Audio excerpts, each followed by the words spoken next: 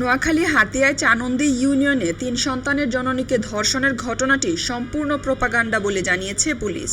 বিষয়টি নিশ্চিত করেছেন হাতিয়া সার্কেলের দায়িত্বপ্রাপ্ত সহকারী পুলিশ সুপার আনোয়ার হোসেন। তিনি রাতে ভুক্তভোগীর বাড়িতে গিয়ে এলাকাবাসীর সাথে কথা বলে এই তথ্য নিশ্চিত করেন।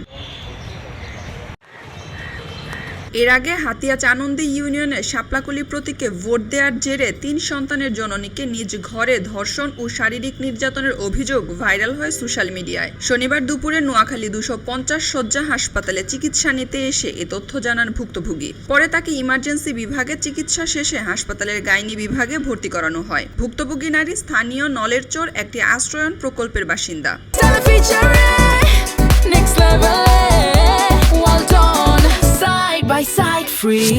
তবে হাতিয়ার অতিরিক্ত পুলিশ সুপার আবু তৈয়ব মোহাম্মদ আরিফ হোসেন জানান, স্থানীয় লোকজনের সাথে কথা বলে জানা যায় যে সেখানে এই ধরনের কোনো ঘটনা ঘটেনি। আমরা ঘটনাটা জানার পর আমাদের কাছে লিখিতভাবে কোনো অভিযোগ করেনি বা ফোনেও কেউ জানায়নি, কিন্তু আমরা সোশ্যাল মিডিয়া বা আপনাদের কাছ থেকে জেনে বিষয়টা আমরা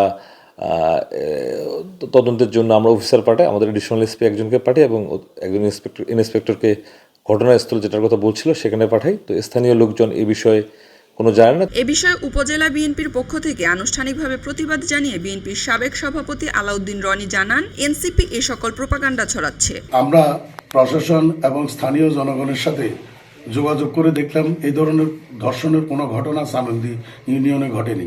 একটি রাজনৈতিক দল থেকে আমাদের প্রতিদ্বন্দ্বী প্রার্থীর পক্ষ থেকে এই ধরনের ধর্ষণ নাটক মঞ্চস্থ করা হয়েছে বিএনপির ভাবমূর্তি ক্ষুণ্ণ করার জন্য। নোয়াখালী হাতিয়া সার্কেলের সহকারী পুলিশ সুপার মোহাম্মদ নুরুল আনোয়ারও পুরো বিষয়টিকে প্রোপাগান্ডা হিসেবে দেখছেন। এটা সিম্পল, এটা জাস্ট এক্সাজারেশন, অতিরঞ্জন এবং প্রোপাগান্ডা।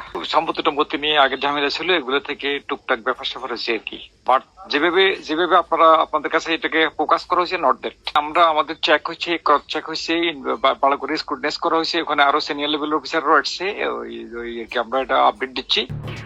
এলো খবরের কাগজ, নিখাদ, নির্ভীক, নিরপেক্ষ।